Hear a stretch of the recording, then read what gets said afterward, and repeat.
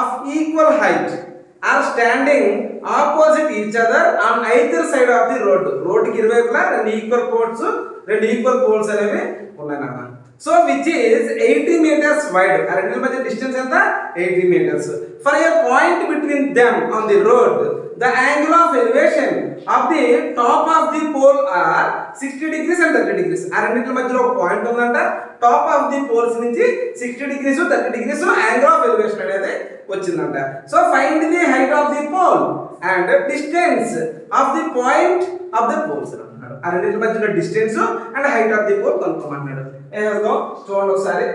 2 poles ఉన్నాయా? 2 poles నేను ఇలా చేశాను.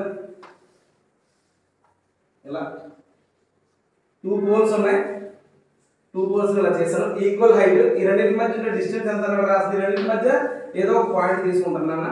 ఈ పాయింట్ యాంగిల్ ఆఫ్ ఎలివేషన్ ఎంత వచ్చిందన్న? ఒక ఎలివేషన్ ఏమో 30 degrees, ఇంకొక ఎలివేషన్ ఏంటన్నా 60 degrees వచ్చిందని చెప్పేసి అంటున్నాడు. ఈ రెండు ఈక్వల్ అన్న, గుర్తుపెట్టుకోండి. సో నేను ఏం చేస్తానంటే ఇక్కడ నుంచి ఎంతవరకు వచ్చే డిస్టెన్స్, నేను టోటల్ డిస్టెన్స్ ఎంత 80, ఇక్కడ నుంచి ఎంతవరకు వచ్చే డిస్టెన్స్ నేను ఎక్స్ అనుకుంటే ఇది ఎంత అవుతుందా? 80 - x అవుతుంది. ఎందుకు సార్ అంటే రెండింటిని సమ్ చేశాను అనుకో. చూడండి 80 - x + x అనుకో. -x + x కట్టకపోతే 80 కదా. అంటే రెండు సమ్ చేస్తే ఎంత రావాలి? 80 రావాలి. 80 వచ్చింది రాదా? అందుకని ఓకేనా. సో ఇప్పుడు మనకి ఇది హైటే, ఇది హైటే. ఇప్పుడు ఫస్ట్ ఈ ట్రయాంగిల్ చూద్దాం. ఈ ట్రయాంగిల్ లో మనకి ఆపోజిట్ సైడ్ తెలుసు, ఇట్ సైడ్ తెలుసు. అంటే tan 30 = ఆపోజిట్ సైడ్ h/x నాన్న. tan 30 వాల్యూ ఎంత? 1/√3 = h/x నాన్న. సో x ఏంటన్నా? h√3 అంటే x √3h రా. ఇది ఎలా ఉంటుంది చూద్దాం ఒకసారి. √3h నాన్న. నెక్స్ట్ కేసులో ఏంటి ఇది చూద్దాం. సో tan 60 ఆపోజిట్ సైడ్ అంటే h/80 - x నాన్న. tan 30 ఎంత? tan 60 ఎంత? √3/80 - x నాన్న. So √3 of 80 -